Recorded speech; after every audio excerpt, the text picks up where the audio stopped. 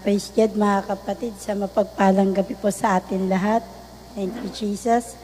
At ako'y nagpupulit at papasalamat sa ating Panginoon for this week mga kapatid dahil maraming magandang nangyari mga kapatid. Hallelujah. At ngingay, isa na dun yung sa spiritual growth talaga mga kapatid.